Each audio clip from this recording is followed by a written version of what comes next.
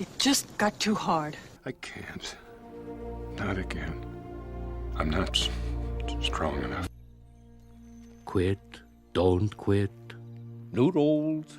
Don't noodles. If we're gonna fight a disease, let's fight one of the most terrible diseases of all, indifference. We're in hell right now, gentlemen. Believe me. And we can stay here, get the shit kicked out of us, or we can fight our way back into the light. We can climb out of hell. 1 inch at a time. I know what I have to do, but I don't know if I have the strength to do it. Let me tell you something you already know. The world ain't all sunshine and rainbows. It's a very mean and nasty place, and I don't care how tough you are, it will beat you to your knees and keep you there permanently if you let it. You, me, or nobody is gonna hit as hard as life. But it ain't about how hard you hit. It's about how hard you can get hit and keep moving forward. How much you can take and keep moving forward. We shall fight in the hills. We shall never surrender! Run it up, Herman! Leave no doubt!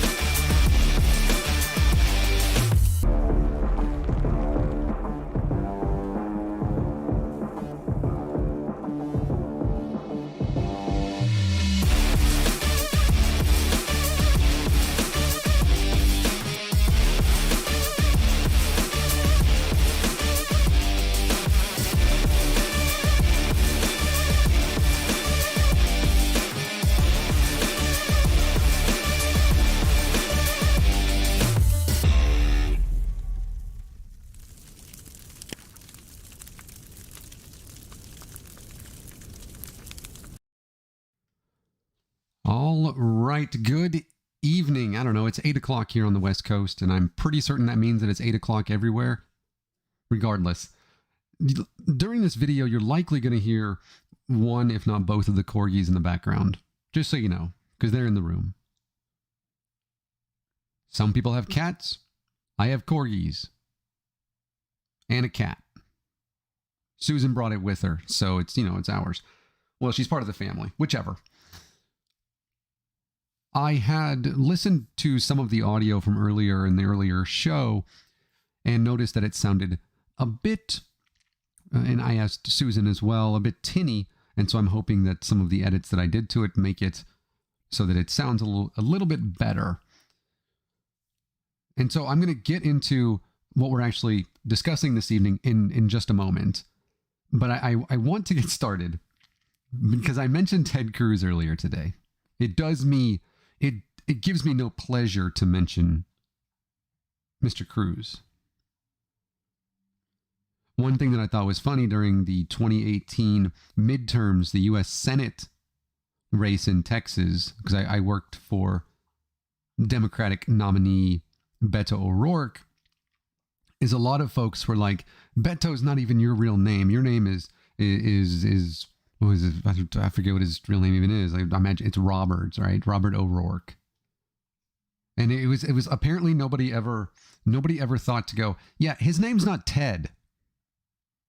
Anyways, yesterday he, I think, spoke in Congress, and he called last year's the January 6th attack, the insurrection, a terrorist attack.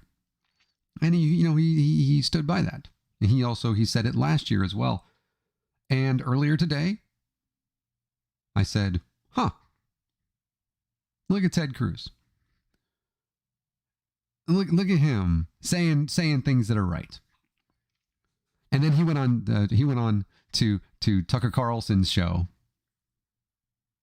And just completely was Ted Cruz is so against defending people that he won't even defend himself. And he won't even stick by his own words. And he said, maybe I shouldn't have used the word terrorist. Even though I call Antifa and BLM terrorists.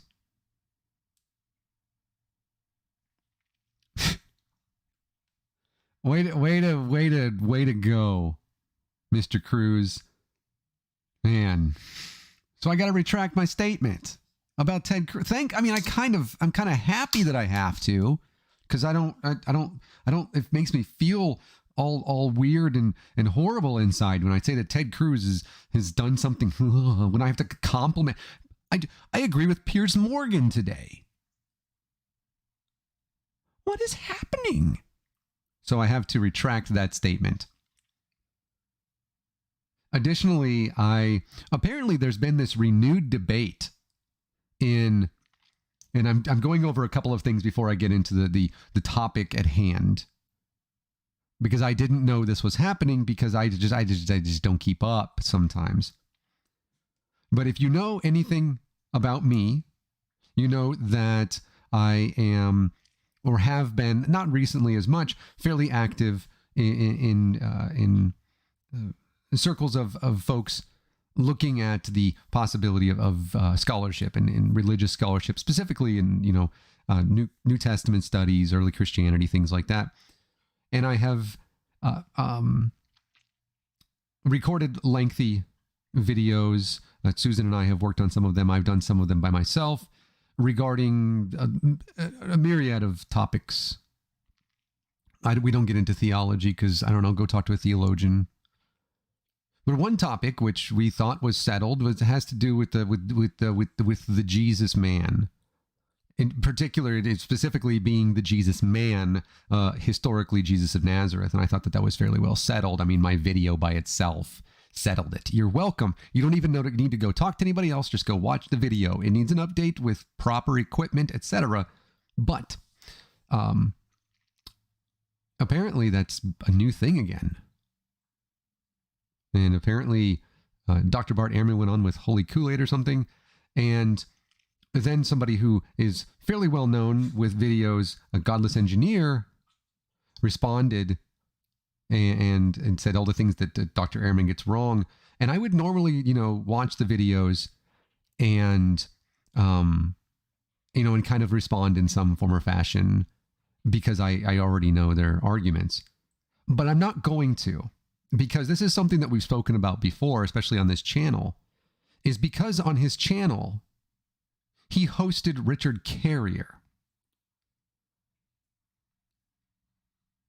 Now, setting aside the mythicism thing, that's not the reason. The reason is very specific. It's because Richard Carrier is a sexual predator. I don't care that he's a condescending, arrogant, know-it-all who is dishonest. That stuff, it's unimportant to me. But I'm not going to platform somebody or speak in response to somebody who is a sexual predator. And I kind of wish, Dr. Bart Ehrman despises Richard Carrier for good reasons. I kind of wish that godless engineer, he of the feminist, and I truly believe that he is, and that he is in defense. I kind of wish that he would not be like a myriad of other secular content creators as they host somebody like Sam Harris or something of that nature. Maybe don't do that. And so I'm not going to respond to that, but Jesus existed historically. Congratulations. I don't care about the God thing. And something else.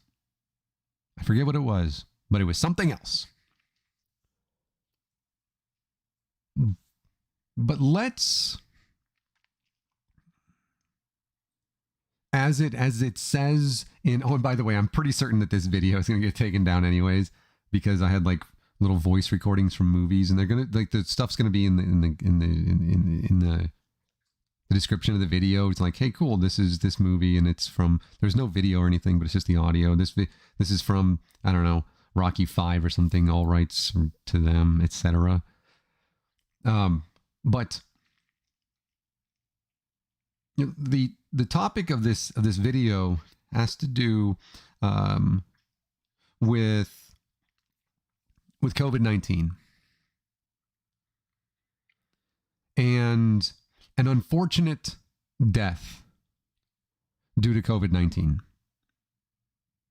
And as it mentions in the title, I'm actually going to be reading a few things from a couple of different articles, because I feel like that there's some things that the way that they're written make them morbidly funny, but also in that the information that is provided and then doing a little bit of research on this just makes it really a person I think should consider their actions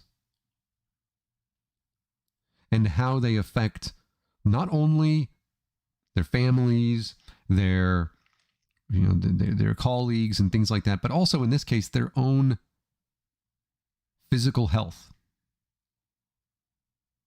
It seems, I know, like you hear this a lot where you have the anachronism of, the my body, my choice type thing, where they try to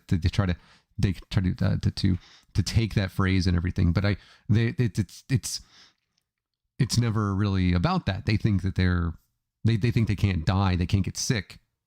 More often than not, we try to appeal to their empathetic side. And we try to say, think about your friends, your family, your brother, your sister, your children, your spouse, your partner. We very rarely actually say, do you want to die? I have the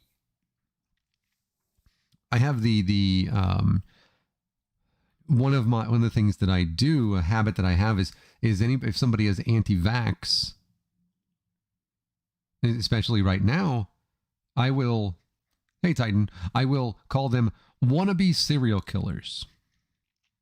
It's hyperbolic. But when you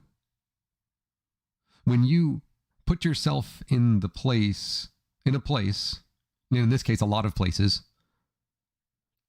in which your very actions can harm up to death many people, I don't think that I'm far off.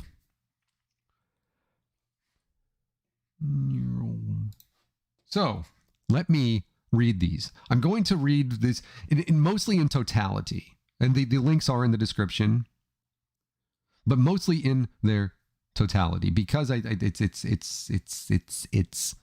you'll see. And the first one that I'm reading is from the Los Angeles Times. You can always tell when what's on that screen is bright because that side of my face is all white. Look at the front. You can always tell. But here you go. Actually, I could probably add that, but I'm not gonna. Her name was Kelly Ernby. I want you to be smaller. Thank you. Kelly Ernby.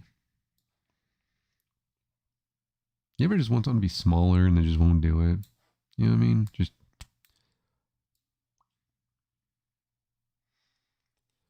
She's the former Orange County GOP state assembly candidate and deputy district attorney, dies of COVID-19. Now, I had to do some searching on this because apparently nobody put when she died. And that was odd. Like, it was nowhere to be found. I had to do some real searching. It was on Sunday. This past Sunday. And she died of COVID-19. So this is what it says. This is from the Los Angeles Times, written by Gabriel San Ramon. And it says, Kelly Ernby, a political newcomer who ran for Orange County State Assembly seat 2 years ago as a Republican, died this week of COVID-19. In addition to political activism, she worked for 10 years as an Orange County, California, deputy district attorney. From Huntington Beach, she was 46 years old. And here's a quote: "The Orange County District Attorney's Office is utterly heartbroken." Okay, so the office is a building. Anyways, is utterly heartbroken by the sudden and unexpected passing of Deputy Assistant Attorney Kelly Ernby. This comes from District Attorney Todd Spitzer. He goes on to say, "Kelly was an incredibly vibrant and passionate attorney who cared deeply about the work we do as prosecutors and deeply about the community we all fight so hard to protect." Keep that in your mind. Keep that last sentence in your mind. Just store it away for a second. That she cared deeply about the community that we, meaning the district attorney's office, fight so hard to protect. Spitzer praised Ernby's enthusiasm as part of his agency's environmental protection team and called it an absolute privilege to work alongside her. Give me 1 second. I gotta take a drink.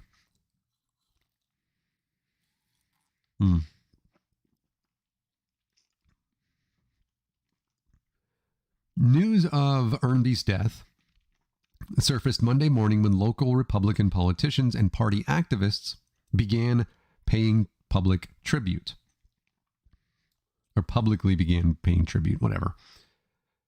She was very passionate about her love for politics, for America, and the Republican Party, said John Fleischman, former executive director of the California Republican Party and a long-time Orange County GOP activist. It is important to note that there are places in Orange County, California that are incredibly conservative. It's not the majority or even close to it, but they exist in metropolitan areas. So that was interesting. Okay. She jumped into a race for state assembly when not many people knew her, ended up raising more money and having a much larger grassroots organization than expected. Now, in 2020, she declared her candidacy for state assembly in the 74th district and described herself as a political outsider. The district was anchored in Irvine, but encompassed several coastal cities, Huntington Beach most prominently. In the primary election, she challenged Newport Beach Mayor Diane Dixon, who is also a Republican, for the chance to unseat the freshman Democratic incumbent. Spoiler, they didn't. She earned the endorsement of a Newport Beach City Council person and county supervisor and all that stuff. And here you go. Remembering what District Attorney Spitzer said about her love for the protection and how they protected people in their community. The beginning of this video has an intro we're going to use one time, and it has some quotes from some movies, and they have to do it. It's like a call and response almost. And it is like, I'm getting tired. I can't do this anymore. I can't continue to do this. I keep getting knocked down. It seems like nobody cares. And then it's the responses that come along. And so every time that I read something from an anti-vaxxer, and every time you see somebody create another lie about masks or vaccines or the CDC, regardless of how the CDC has behaved recently, anything like that, when you see somebody else disparaging the hard work and sacrifice, literal sacrifice of healthcare workers, it's like every single day it's something, and I just can't do it anymore. That's what it feels like.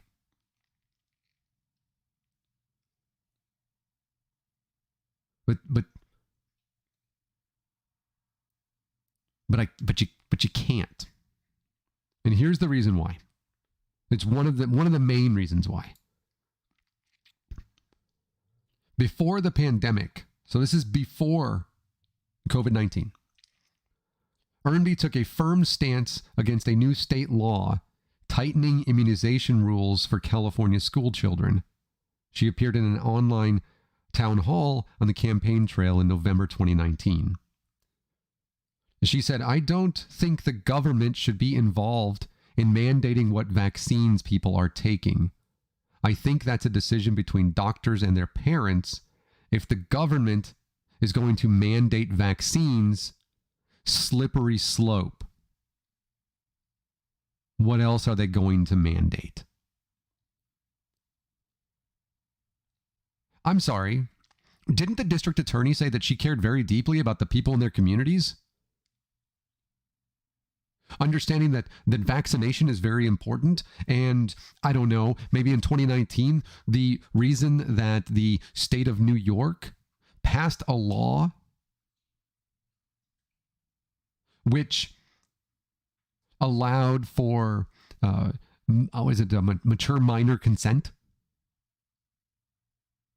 Because so many parents out there being unvaccinated and anti-vax, that the World Health Organization said it's one of the main dangers to society.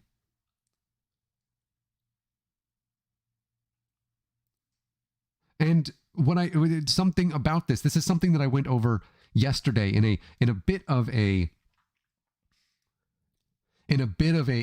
rather long Twitter thread responding to fear-mongering about what's going on in some of the things that are being presented in the state of New York they are, I think every single one of them is a Democrat. That makes sense because Republicans seemingly do not want to sign on to any legislation that has anything to do with vaccinations. They just won't. Because they care more about politics and being reelected and getting that sweet, sweet money flow from Citizens United than they do about saving lives. But I wonder how she felt whenever she had to be vaccinated as a child. Because this is not new. Required vaccinations are not new. Measles, mumps, rubella, tuberculosis. Other things I can't pronounce. Those have been required at least since 1994. They're mandated in every single state.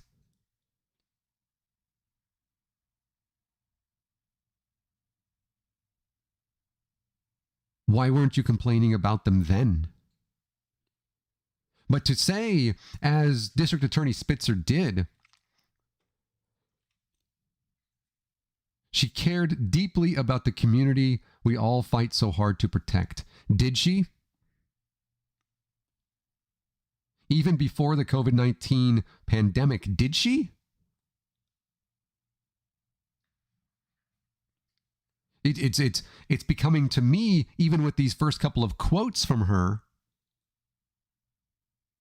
that maybe she didn't.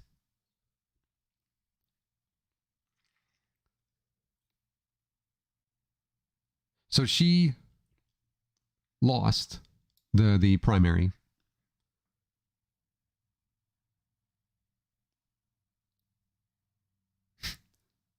Maya says, pushing a child out of your vagina doesn't make you a medical expert. Yep. And she got involved in the county Republican Party instead. And Fleischman says she took the very important job of being precinct chairman. Which should be chairperson, whatever. Which meant she was finding captains, as they call them. Okay, let's point this out. Captains should be elected by members of the team. They should not be chosen by the coaches, because how do you know what your team wants if you don't get... Maybe they don't like the person. The team captains are chosen by the players, not the coaches. Anyways. getting geared up for the next election cycle. She became an elected Orange County GOP Central Committee member in 2020, was halfway through the 4-year term at the time of her death. Was readying another state assembly run in the 72nd District when the two traded text messages last week. That was when she confided that she had been infected with COVID-19, but Fleischman didn't expect her to die, calling her passing sudden, as they plan to speak this week. Yeah. Nobody plans to die from anything necessarily. I don't know that Betty White, she might have thought she was immortal. Miss you, Betty.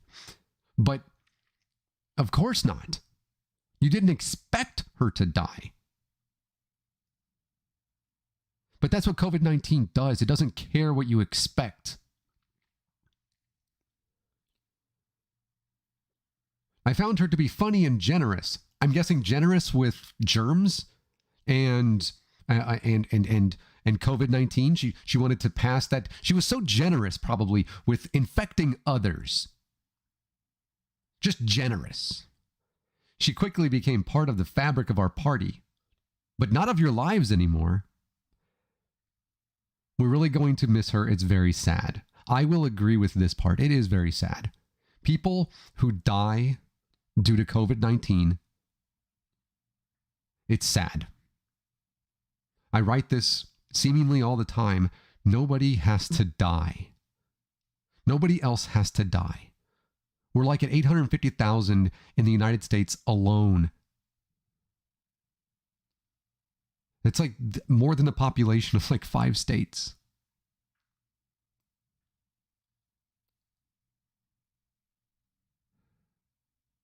But it is sad. At the same time,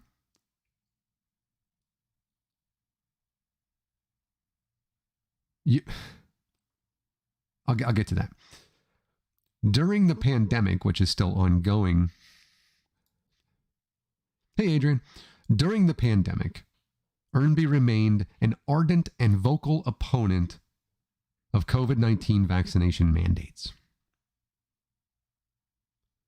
As recently as December 4th, she spoke against such mandates during a rally outside Irvine City Hall, organized by the UC Irvine and Cal State Fullerton chapters of Turning Point USA.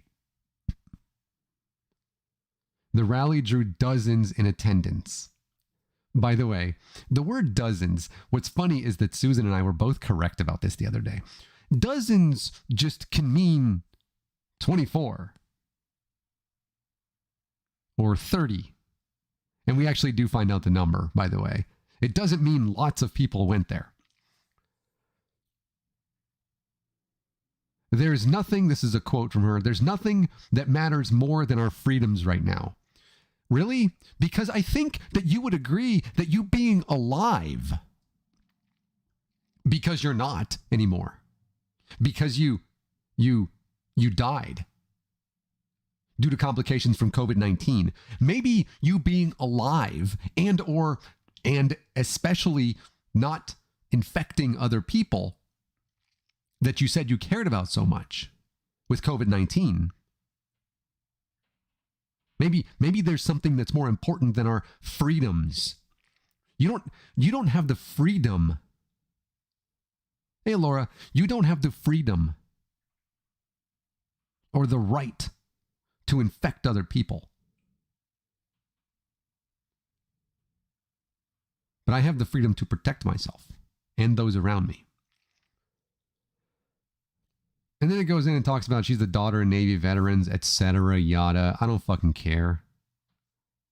She's survived by her husband, Axel. Just saying, his name is Axel. Spelled A-X-E-L. There was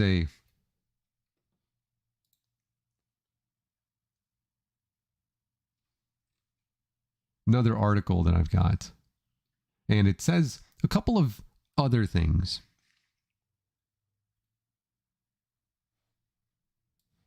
That are, I think, pretty important. I'll just add those in here as like an addendum. So this is from The Guardian. Deputy District Attorney from California who regularly, spoke out against vaccine mandates died of complications from COVID-19. She was 46. Contracting the virus, according to her husband, Axel Matthias.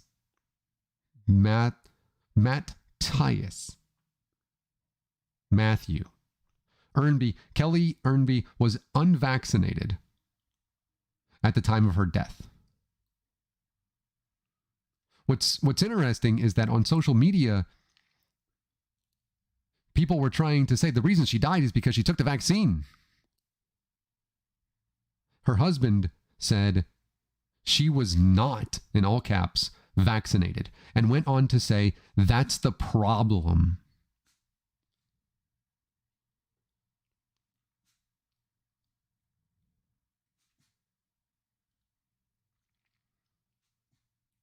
On her personal Facebook page, she spoke out against the COVID vaccine mandates in August, saying, "The vaccine is not the cure to COVID and mandates don't work." There's vaccine mandates for you when you go to public school and private school, as it turns out. And guess what? Those vaccine mandates ensure you don't get the fucking measles or mumps, rubella, I understand, tuberculosis. I think they have a chickenpox vaccine. I don't think that one's necessarily mandated, but don't be around me if you have chickenpox. I don't want to get shingles. But mandates apparently work.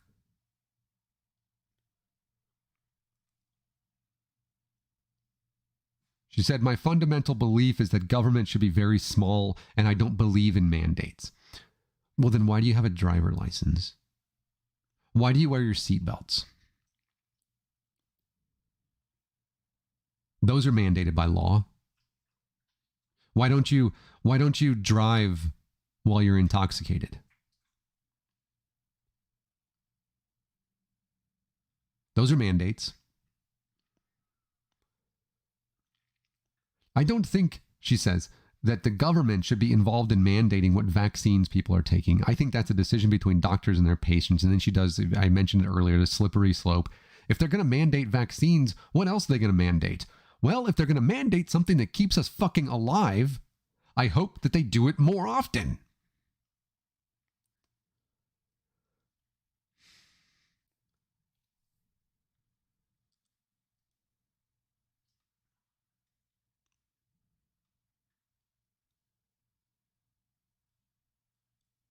The Republican Orange County fucks, I don't know, much like what happened in Galveston, Texas last year, when a city councilman and ardent, outspoken anti-vaxxer, when he died due to COVID-19 and left behind his 1-year-old son and his wife. And again, this is another thing that makes this even more tragic, is the people that we leave behind. The Republican Party there said that he died. Yeah, he just passed away. He just, he just died. Crazy. I don't know. They left out the fact that he died because of COVID-19.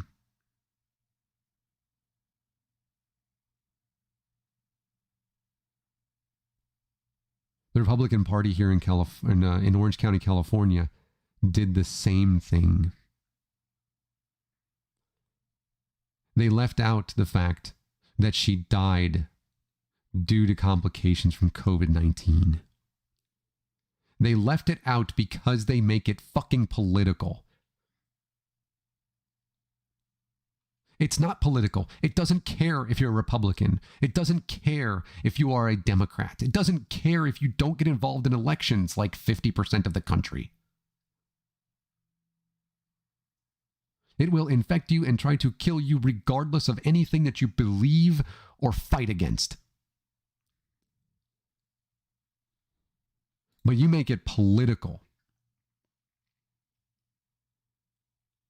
And you have since the former president, which, by the way, yes, plenty of these lies, or plenty of these lives, lie at his feet and the feet of his administration and at the feet of people that are in Congress and the feet of people that are in Austin, Texas, and across leadership, Republican leadership across the country. Because they're as far as I can tell, and of course this is like a bit of a black swan fallacy, but as far as I can tell, there aren't any Democrats that are like, hey, maybe we shouldn't do the vaccine.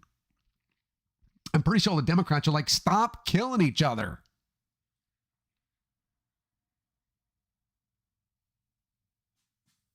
And by the way, please do me a favor and don't bring nonsense to the table. That's like, if you get it and you don't get vaccinated and you get sick, you shouldn't get care. Stop it. Stop that.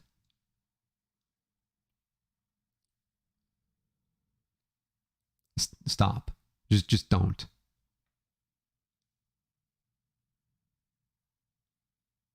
I know how you feel. I know how aggravating it is. I know how exhausting it is. Maybe I'll just ignore one. Like,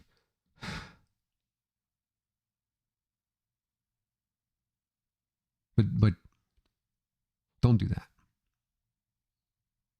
I want this to be over as much as anybody, but I'm not going to say that you shouldn't get medical care.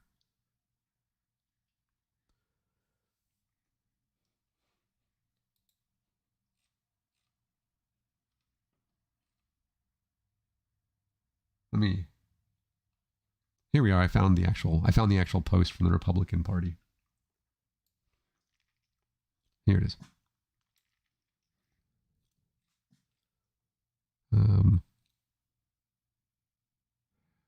The Orange County Republicans. She was the precinct ops chair. Said her death had caused, quote, great sadness. The group noted only that Ernby had died unexpectedly after a, quote, brief illness. And, quote, we have hope in this tragedy because we know she had a deep faith. I'm sorry. What? First off, you didn't even mention at all that she had contracted COVID-19. But then that she had a deep faith? You think the vaccine fucking cares about your faith? Not the vaccine, the virus cares about. You think they care about your faith? As one of the corgis or both the corgis can tell you, no. Stop, Stanley. Hit a button on the Elgato. So we'll see if that changes something on accident. Got to deal with the corgis, yo. Because of her faith. She wasn't, when a person says, I'm against vaccine mandates.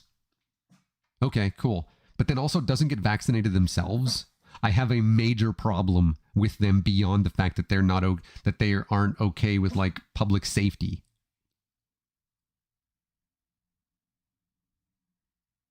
Your faith doesn't save you. The majority, and it's pretty large majority of people who contract the virus, first off, but also who die after infection, they're not people of faith or people that don't have religion. Go look at the states that have the highest mortality rate. That's the most important piece. You're going to have more people die in New York and California than you are in fucking South Dakota. But look at the mortality rate. You'll see, by the way, that Oregon is like 48th in infection rates, which I don't think infection rates are necessarily that important anymore, but mortality rate matters. Like 48th. We're like 26th or something in population. Portland is the least religious city in the country. And Certainly one of the most liberal, and absolutely one of the most vaccinated. But you look at the states that have the highest mortality rates, especially of those who are below the age of 65. And you find real fast that the virus doesn't care about your fucking faith. It doesn't care whether you Facebooked looking for evidence. It doesn't care.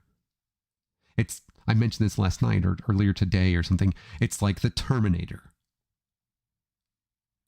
It doesn't have feelings. It won't stop until you're dead.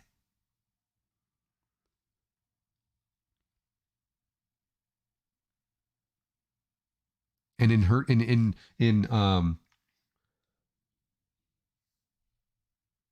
case, literally, because she died. But I want to get into this thing from the Daily Titan, which is the newspaper by at Cal State Fullerton. There it is. This was actually from December. And so I mentioned that she was at a Turning Point USA. Turning Point USA, by the way, the founder of Turning Point USA died of COVID-19. Just putting it out there. So this was published December 6th. And it says, the proponents against vaccine mandates rally in Irvine. This is what I've mentioned in a couple of the different articles. And when I said dozens, by the way, it said dozens, the dozens attended. Like that could mean anything. That could mean 24. Apparently it was 40. So thankfully, not very many people. And if you look at the photographs, which I recommend you do, all the links to this are in the description, you'll see that it likely wasn't even 40. But this says, in collaboration with Turning Point USA, Cal State Fullerton, and UC Irvine, they hosted a rally against vaccine mandates at the Irvine City Hall. This was December 4th. Approximately 40 people attended the rally, said Madeline Pena, a Turning Point USA field representative. Okay, I'm just going to go ahead by the pictures that I've seen and say you may have inflated those numbers a little bit, just like the former president inflated his voting numbers. And also tried to get Georgia to commit a massive amount of voter fraud, and yet, whatever. She said the rally, which focused on medical freedom, served as a good starting point for future events. Medical freedom, by the way. You can't have medical freedom if you die. The rally featured 4 speakers: current Board of Supervisors member Don Wagner, congressional candidate Amy Fan West, Deputy District Attorney Kelly Ernby, and Marcus, it's hyphenated across multiple lines, Zela Del Rodas, the CSUF Turning Point USA chapter president. And here's a quote: the speakers knew a lot about the mandates locally and nationwide. And she added that they were selected because they knew how to empower and excite students. Not because they are medical experts, but because they know how to rally them students. And it goes on to a different page, and it says, where'd it go? That was page 5, wasn't it? There it is. Yep. Said the rally was important because of how relevant the topic of vaccination is right now in society. That's fair. He added that the vaccine mandates are impacting people in various ways. This is a quote: at Cal State Fullerton, when they put out the mandates, the notice that there was going to be mandates and the whole process to get exemptions, a lot of people got really stressed out. I know a lot of friends who just straight up dropped out and left the state or remained in the state, but completely dropped out of college because they wanted to avoid the mandates. Okay. So, hold on. They straight up dropped out and left the state or remained in the state? Did they leave or remain? This is like fucking Brexit. They're doing the same. They're doing it both ways. But because they wanted to avoid the mandates, I will state one more time that a myriad of other vaccines, immunizations are required to attend Cal State Fullerton and UC Irvine. Required. You can go to their website and look at it. Why don't they have the problem with those? And it's actually, it is interesting. And again, I do recommend going and looking at least at this article, because right next to this article about the rally or whatever is another one on the front page. And it says 93% of Cal State Fullerton students are vaccinated. About 6% of students have approved exemptions, leaving less than 1% unaccounted for. I'm guessing that those are his friends who either dropped out or didn't drop out, or stayed in the state or didn't stay in the state. I don't know. He wasn't really clear about it. But 93% are vaccinated. You must have really small circles of friends that you run in, because Cal State Fullerton it's a rather robust population. It's a robust enrollment.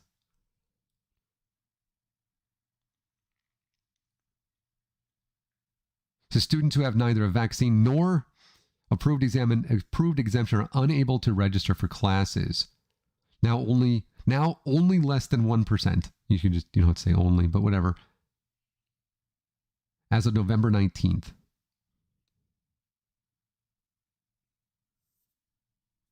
While the vaccine mandate was announced in July, exemptions are offered on the basis of medical, religious, and strongly held beliefs. The Director of Health Services said her team has approved over 2,500 exemptions.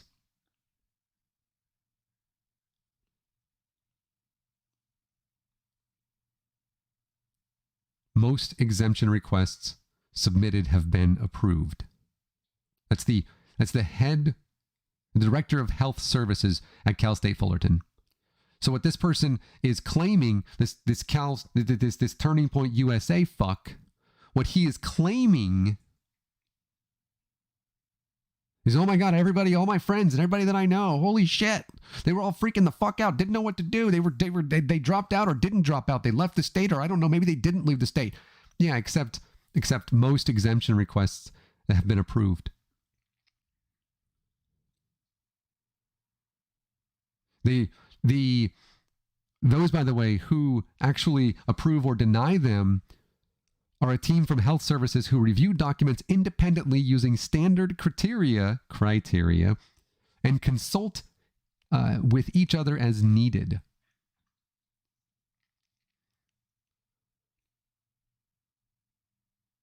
Said requests submitted were complete and thorough, which were thorough, were approved. Exemptions which were not arbitrarily denied, or they were not arbitrarily denied. Instead, our team reached out to the student or employee and asked for more information. So they even reached out to them. So this wasn't as this person had claimed. And if he had only read the front page, he would have known that he was lying. He already knew he was lying. Come on. It says,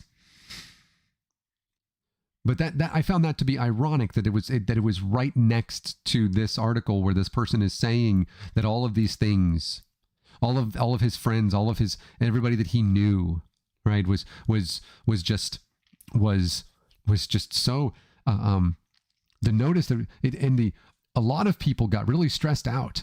I know a lot of friends who just straight up dropped out and left the state or remained in the state, but completely dropped out of college because they wanted to avoid the mandates. Oh, did you? A lot of people, you say. I don't believe you, because the numbers say something different. And facts, well, your lies can get fucked. He added that the rally was not to support anti-vax. but to help reinforce the principles of freedom that are fundamental to conservatives. And what are the principles of freedom that are fundamental to conservatives? Because I think that we have different definitions. Apparently, I'm certain that we do. Because again, you don't have the freedom to infect people with a deadly virus. He said, we want you to be able to live the best life how you want to live it. He said, looking over at the person who would die a month later. Yes, we want you to live your life. Well, sorry, bro. She can't because she's dead. We want to live our best lives how we want to live it. And in America, you should be able to make your own decisions without being removed from society. Try the fuck again. This fucking persecution complex that exists seemingly only on the right, and certainly in evangelical circles in America. This, you're looking for persecution, which it does not exist. You are hoping that you're persecuted. You want it, except you don't.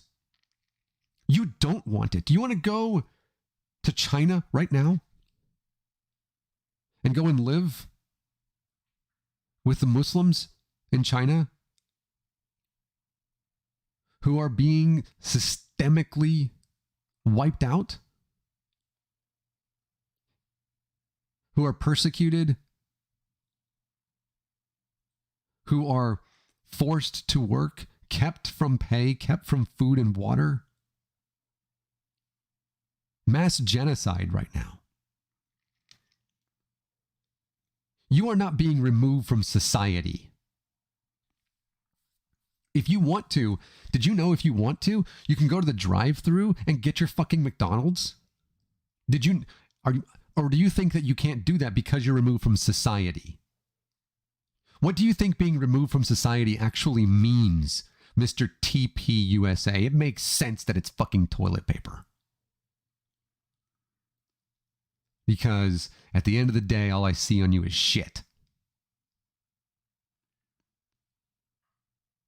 Being removed from society.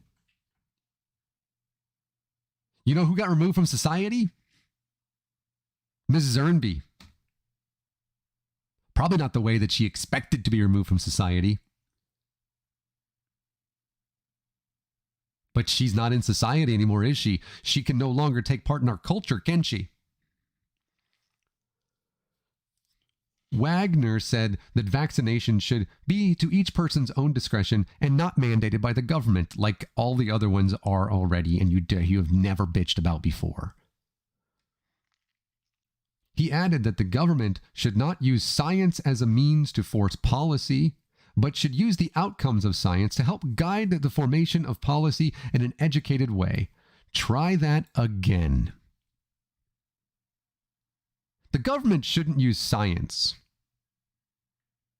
but should use the outcomes of science to help guide the formation of policy in an educated way. You know, almost like they've created, like, here's the thing. Like, I get this guy. He's like, you know, if they're going to make vaccines at some point, like, this is a new thing. I mean, we don't actually know that vaccines, we can look at the outcomes of vaccines. We've never actually seen the outcomes before. I mean, have you seen Salk's vaccine? Have you seen if it works? How could you can't use something that's experimental, like Salk's vaccine. We don't know if it works. We have no idea. This is the guy above this was a lying sack of shit. This one is beyond the pale of how awful it is. We don't want the government to use science to make decisions. Well, it makes sense. You probably young Earth creationist.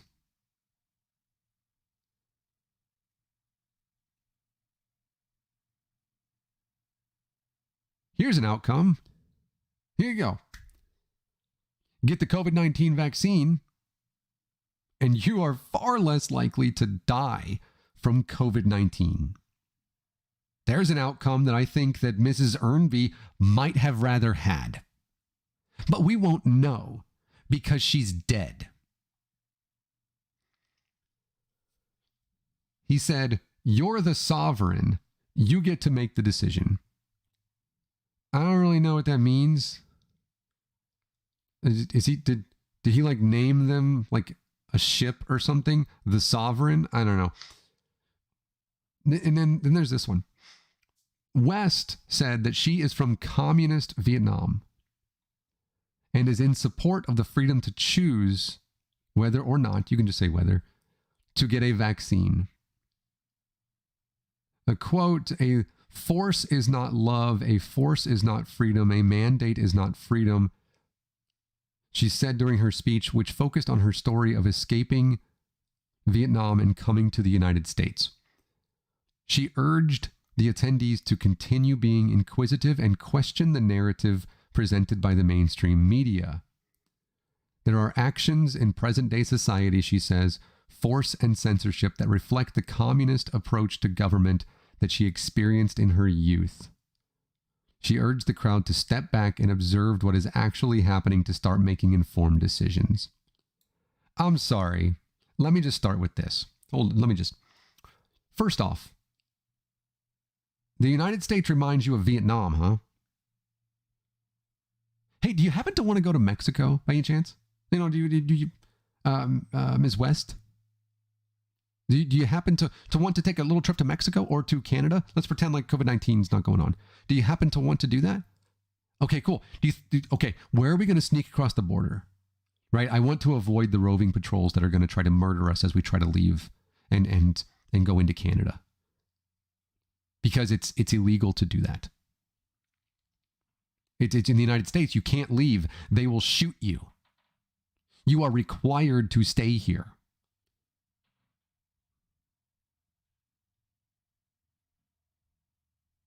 Right? Because that's what she went through in Vietnam. And I'm going to point out her fortitude and her bravery and the way that she was able to escape that regime should be applauded. It should. You should not discount something like that. Also, that's not communism. People really needed people really need to get a hold of Lenin, like at some point. Can we just, what, a stroke? Oh, never mind. Apparently he had a stroke. Because the United States, what are you, that reflect the communist approach to government? What exactly are they? Would you mind giving some examples? Because the last time that I checked, I don't have to show my papers to drive down the street. Last I checked, I can go my own way. Feels like I should make a song with that. And I have protection against the government, and I have free speech. You talk about force and censorship. Censorship is not a violation of your First Amendment rights. I feel like we go over this over and over and over and over again. Motherfucker, you can say almost anything that you want. You're going to have some sort of consequence, good or bad. You know what's not going to happen? You know what's not going to happen? The government, unless you say something really egregious, the government is not going to come and throw you in jail. Like here, watch. Hey, Ted Cruz, fuck you. And also Joe Biden, fuck you in general. Your speech this morning was amazing, but fuck you, dude. You are literally, and I'm not joking here, you are overall ineffective. You are. You are making certain Democrats, who I would say are weak-willed and nearly spineless in Washington, you're making them look like they're the strong, like they're just, bench pressing 300 pounds. So fuck you, Joe Biden. Get voting rights, the John Lewis Voting Rights Act passed. Not tomorrow, not after breakfast, now. One of these days, somebody is going to know where that quote comes from. If you don't, you better do it. Also, Kamala Harris doesn't have a real job anyways. See, I just did all that. You know what's not going to happen to me? Communist Vietnam is not going to happen to me.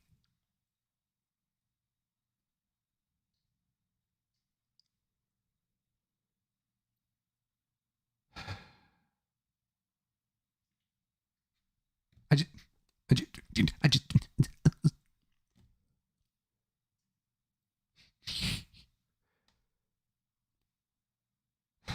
Zelarodas said that a vaccine mandate is about order and not about safety. He encouraged the audience to, quote, run with it all the way to the end and not give up on the issue. Well, Mr. Man that said this, you can't run all the way to the end if your lungs are full of COVID, can ya? How you going to do the Paul thing and run the race with all of, I don't know, with great endurance and stuff if you can't breathe? Because you've been infected with COVID. We should definitely ask Mrs. Ernby about that. Oh, what's that? She's dead and so we can't because she was infected with COVID-19? Crazy that. Deputy District Attorney Ernby spent her speech drawing parallels between the 1960s and present day. Just going to sit here and stare at the camera for a second. Just so if you're listening to this and not watching, that's okay. You just know that I'm still here. Hopefully. I'm just the 1960s, huh?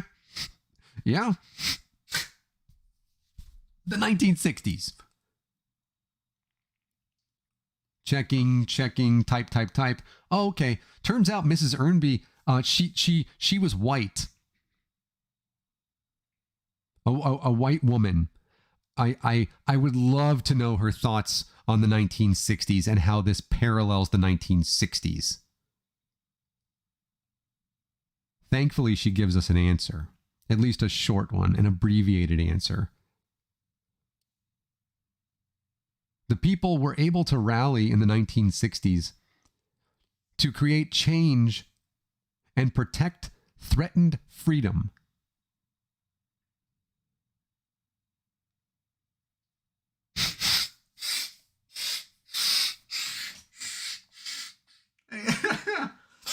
AX. Quote, there's nothing. Yeah. The people.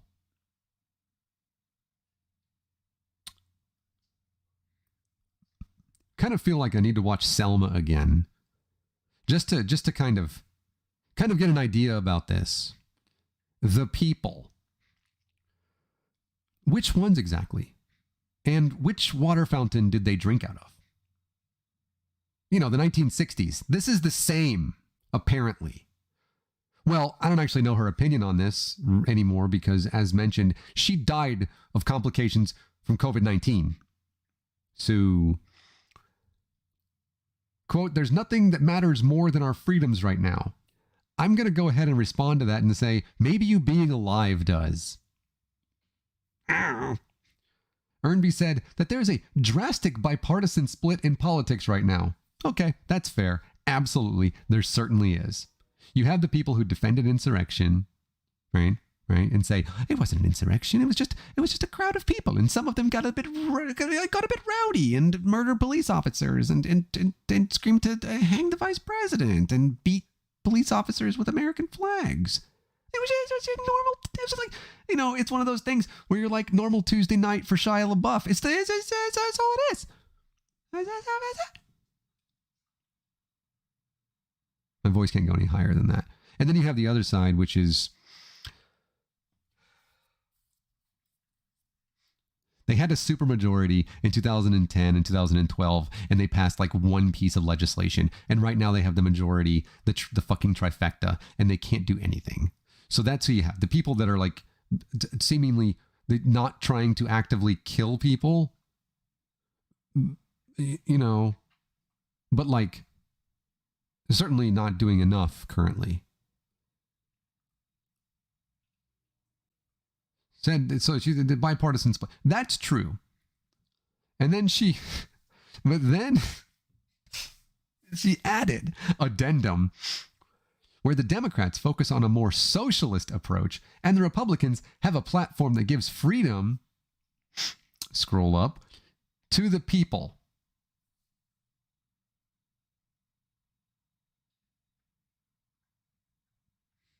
The first part is correct. It absolutely is. It certainly is, because Democrats, this is social democracy. I'm a sock dem. I can tell you. It's certainly they focus on an approach, not the fear mongering type of approach. Certainly, I should probably let her. Oh, I can't let her know because again, she died. I feel like I'm just going to continue saying that. Kind of like I'm going to continue saying it was an insurrection that they insurrected. I'm going to continue to say that. Right? It's just one of those things that's important to remember. I don't celebrate her death, and it's a tragedy, and you shouldn't. You forgot to Titan. You forgot his name. His name is actually Tuck Carlson, right? You forgot the other two Ks. I understand people usually do that, and I think that I may have been the only person that ever noticed that there were the three Ks in it. I don't know, but that gives freedom to the people. I'm sorry, but let me just go ahead and take a look at Texas real quick. I don't know if telling women that they can't choose what to do with their own bodies is freedom.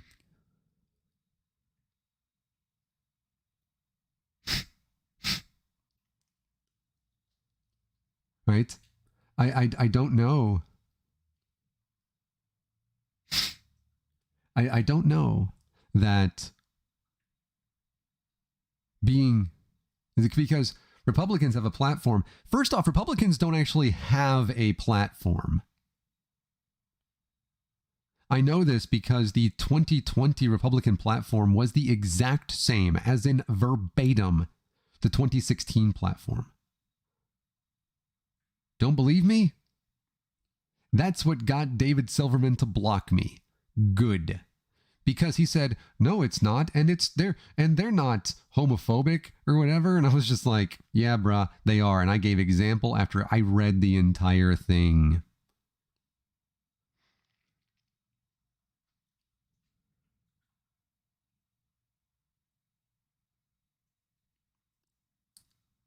And guess what? There's not a platform there. They're just mad at Democrats. I don't know why, though. You see, and by the way, if you ever wonder if is it true, Nathaniel, do they really not have a platform? Do me a favor and go and take a little look-see in Congress and look at how many of the bills that are currently in committee, especially the landmark pieces of legislation, come from Republicans. Go ahead. Take a look-see. That is, these... I'm just saying it's one of the Titan being blocked by David Silverman it's a high point.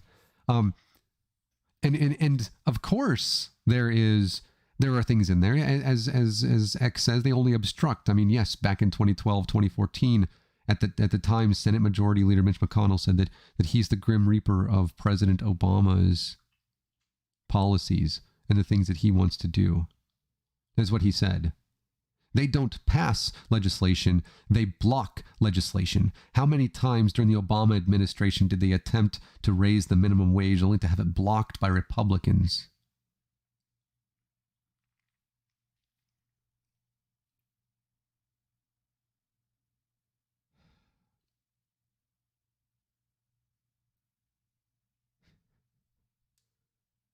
The thing is, X, I always say I don't think the system is broken.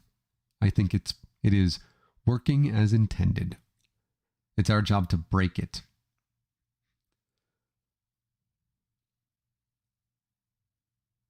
But go and when you have, again, go. I recommend going to read these. I put these articles in the description.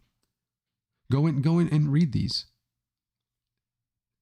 And let me know if you draw the same conclusions that I do. That this is just nonsense. Okay, I understand.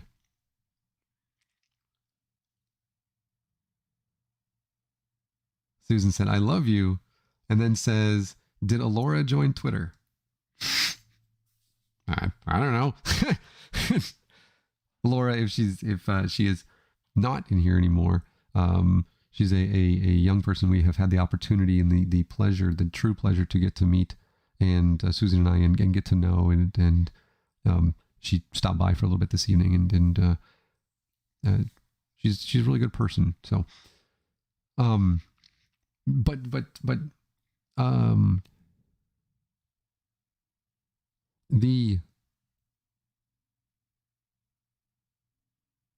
the point that they are trying to make with this stuff is you should have the freedom to choose. And I agree in some capacities.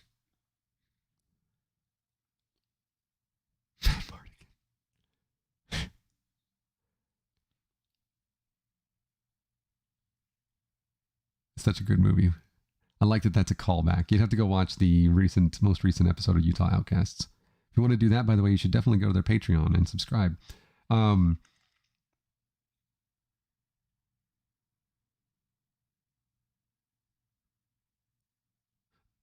There are certain things that I think you should be able to choose. Absolutely. I think that women should have the right to choose what to do with their own bodies. I think that I should have the right to choose my doctor. I think that I should be able to choose these things. Absolutely.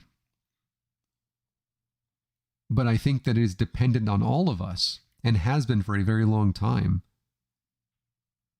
And they haven't cared until now, when they followed their cult leader into the very jaws of death.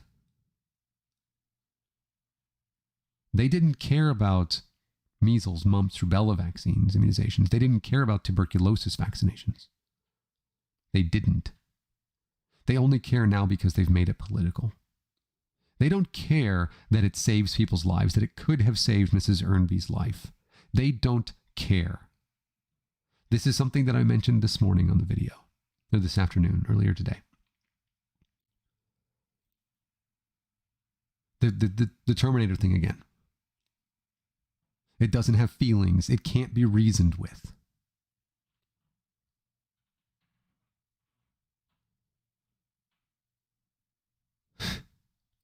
She said, I'm going to wrap up here and end on this. She said, the young people are the ones who will rise up and discuss the most prominent issues of the state. She added that a back to the basics approach would be the best way to make that change. Okay? Get the vaccine, stay alive. You're welcome. This is a quote from her. Our government, for the people and by the people, is not going to exist without the action of the people. Great job quoting the fucking Gettysburg Address.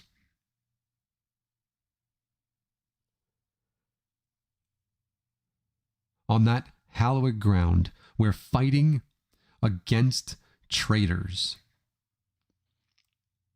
the United States inflicted and suffered enormous losses of life because of the actions of the people who simply wanted their state's right to own other people.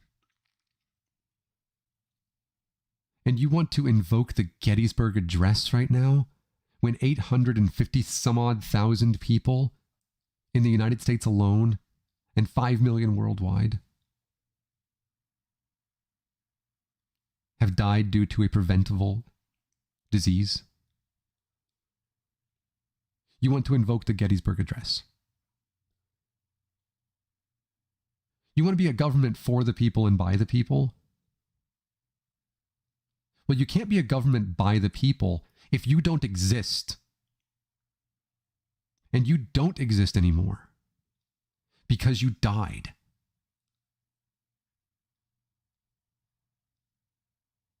That is the of all of the really shitty fucking quotes that I've read in here, that one by itself.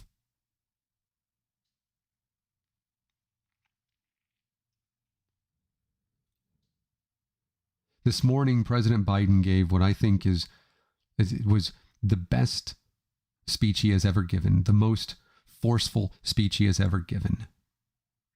I thought that it was phenomenal. He did the Heart of America thing again. That's fine. But he was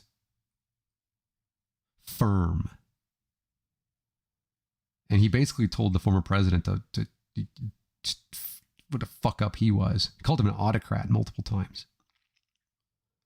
He said he's a failed, he's a loser president. I'm going to appreciate that. I also got the impression that the president has coronavirus, but and I heard that this morning.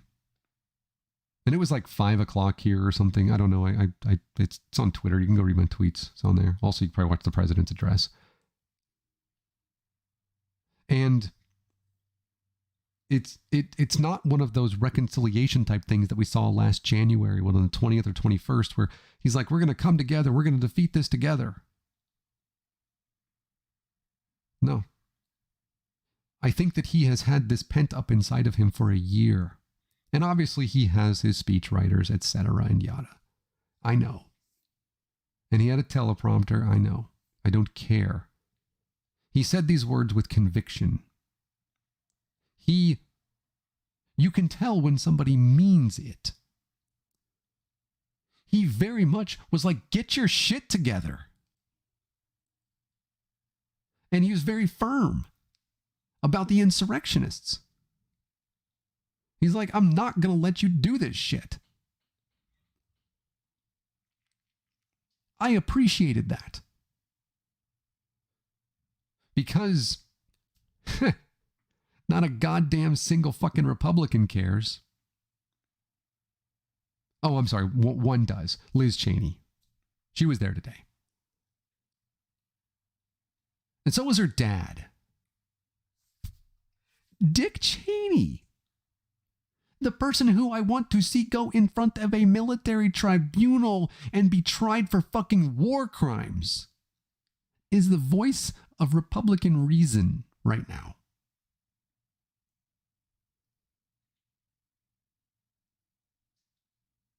He said, get the vaccine. And he said, Republicans, what the fuck?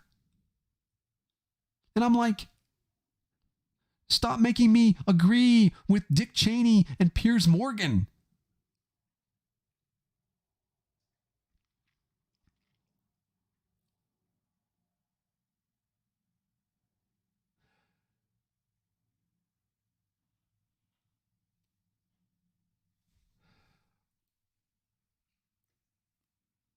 Mrs. Ernby died on Sunday. COVID-19.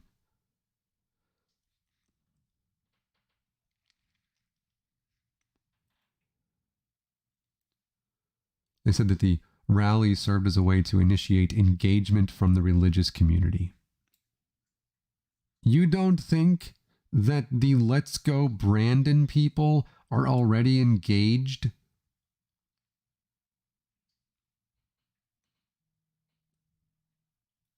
Oh, here's Susan. Hi, Susan. I'm live. Can't hear you. She forgot. She says hi. Okay. I'll see you in a little bit. Bye. She says she forgot. They should have walked over and sat with the Democrats in solidarity.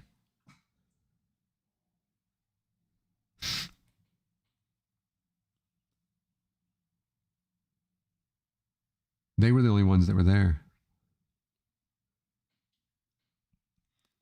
In the state of New York, they're introducing new bills for vaccination, for immunization, for mature minor consent without parental consent for immunizations. Not a single Republican signed on for COVID-19 vaccinations, for vaccinations by minors for STIs, for prevention and treatment. Not a single Republican. Not a single Republican outside of Liz Cheney sat in the chamber today. Neither the House nor the Senate. Not a single one. Again, outside of Liz Cheney. And yes, she's a fucking Republican. She's a warmongering piece of shit. She just happens to be right about the former president. You know, it's like one of those Isaac Newton things.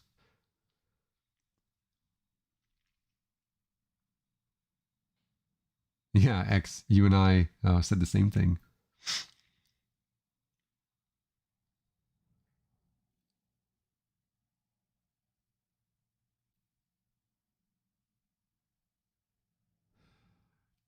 He is pro-liberty. Oh, yeah. And found a way to put his faith into action this way. Ornelas says, I think it's the hill to die on. Well, Mrs. Ernby literally did. Well, not literally.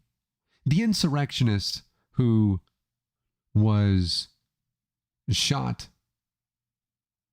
and killed during the insurrection last year picked a literal hill in multiple ways, a literal hill to die on. So it might be metaphorical for this person from Turning Point USA. But she did die. Mrs. Ernby did.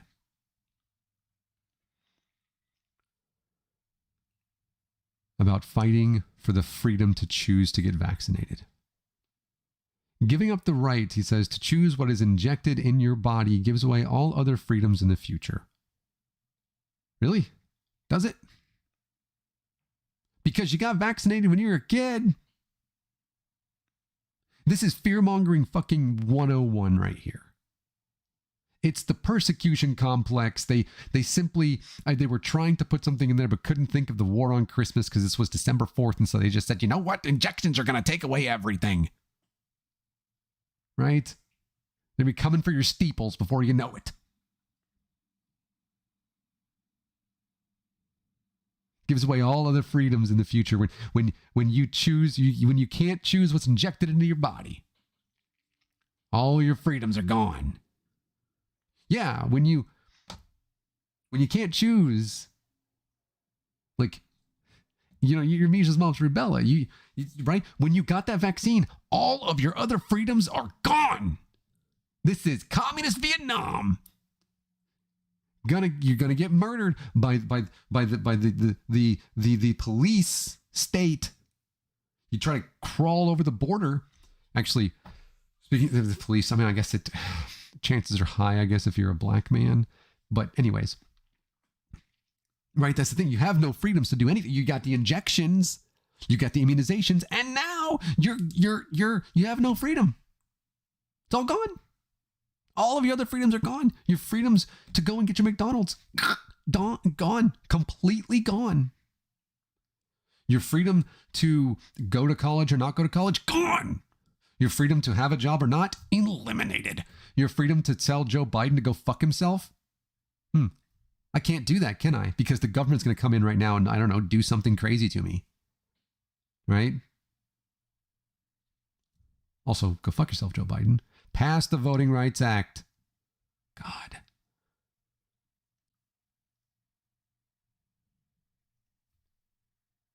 No. This is the dumbest slippery slope bullshit. Ugh.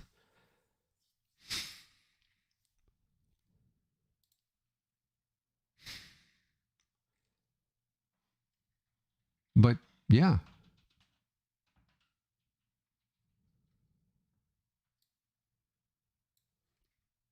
She, Mrs. Ernby, who, oh yeah, for sure, who was not vaccinated, who was staunchly against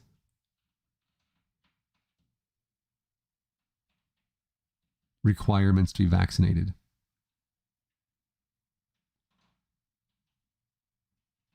Contracted COVID-19 and died at the age of 42.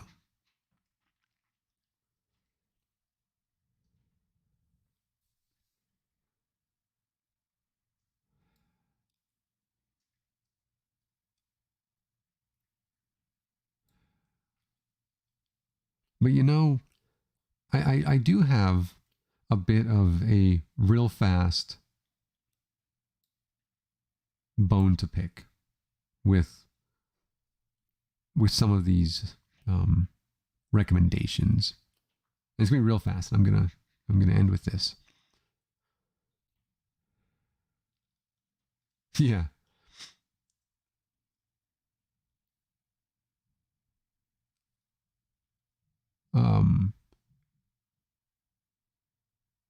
The past 2 years almost.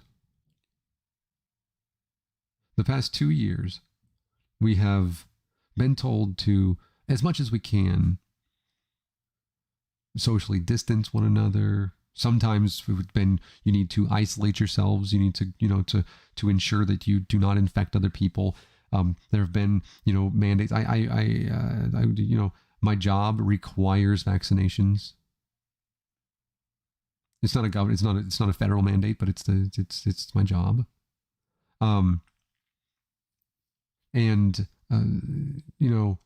Those things where it's like, hey, is it okay for us to get together for the holidays? And, Dr. Fauci and everything, it's like, well, if you make sure that people are vaccinated, it should be fine.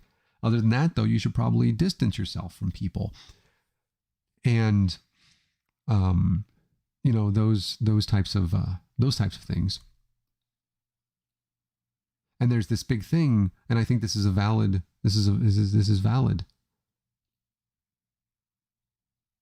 I watched football for a little bit the other day. And I watched the NCAA volleyball national championship match. And I saw 17,000 and 90,000 people. The college volleyball match was in Columbus, Ohio.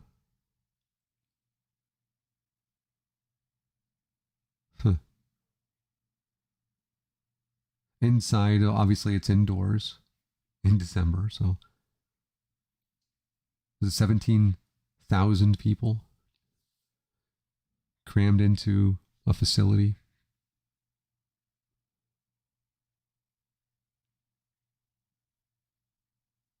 I watched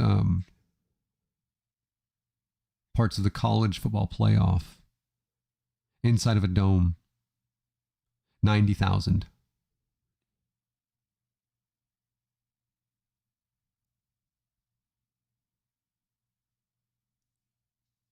Do you see why people might not fucking take you seriously sometimes?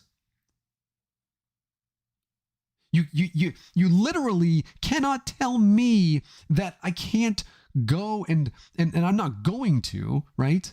Because I don't want to, because I consider the ramifications of my actions. But to hey, you probably shouldn't hang out in crowds of like 5 or more or whatever. Mask up, etc., and then be like, it's totally cool for you guys to be inside this enclosed stadium. Let's go to Indianapolis. Let's go down to New Orleans, which has an incredible amount of not just infection rate, but also their mortality rate to COVID-19. Let's go in and let's go watch the unvaccinated quarterback man inside of a dome. Let's sit there with 60, 70, 80, 90,000 people. That's perfectly fine. NBA games tonight. NHL games tonight. Concerts. Netflix is a joke. Again, great name. All of this stuff. They're going on tour. Wait a second. I despise what the people at Turning Point USA stand for, what they do, the rhetoric, the lies. I am sad that Mrs. Ernby died. Due to her own actions, mind you. She left herself open to infection and did not attempt to mitigate. But I'm not happy she died.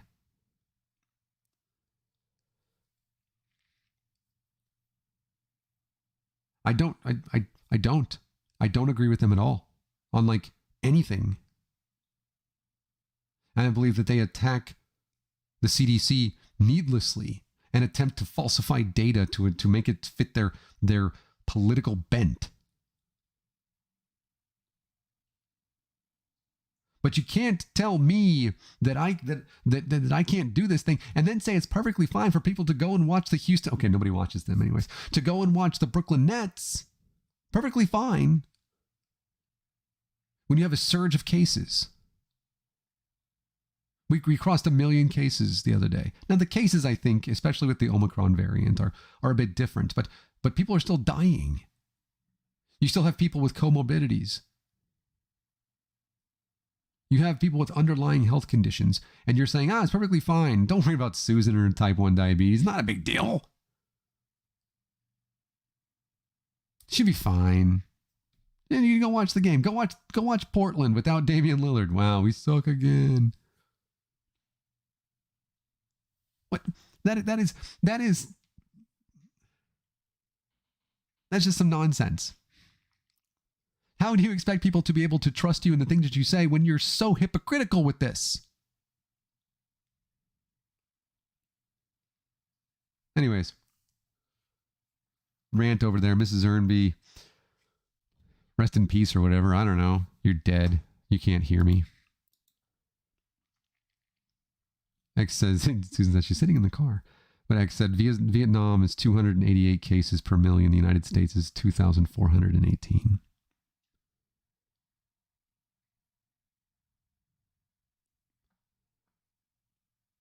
And remember, deaths lag. They do.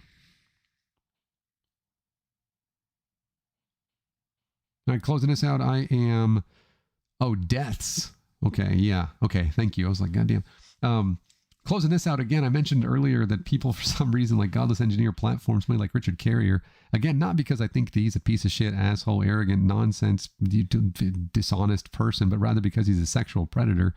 I'm not going to respond to whatever video they created about Jesus not existing and how Bart Ehrman is wrong. Neither of them are scholars. I don't care. But also, Godless Engineer, you platformed a fucking sexual predator. Jesus Christ. But I am responding to this thing over here. It's Mary Mythmas nonsense. I am responding to that. It's the whole thing with Horus and Attis and Mithra and Krishna and all that stuff. Look, these are all the same. No, they're not. So I'm going to be doing that too. Not on video. I'm just going to put it on Twitter. That's it for me. Right? I feel like I want to say a joke about Ben Shapiro. No, he is a joke. Never mind.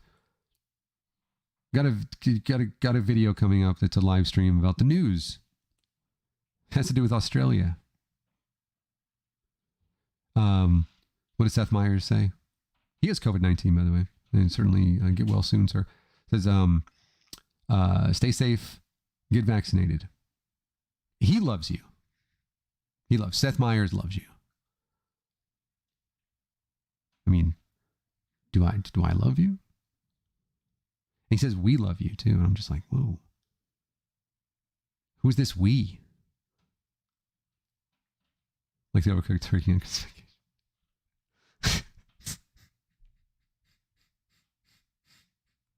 What did I say the other day? How can you tell that Ben Shapiro left the West Coast? Because it's wet again. Good night, everybody. Thanks for coming. Love you all very much. Stay safe out there, please. Especially if you're going out into like some kind of like weather event, but also make sure that if you are not vaccinated, please go and do that. And stay safe. Seriously, I mean that. Mythicism.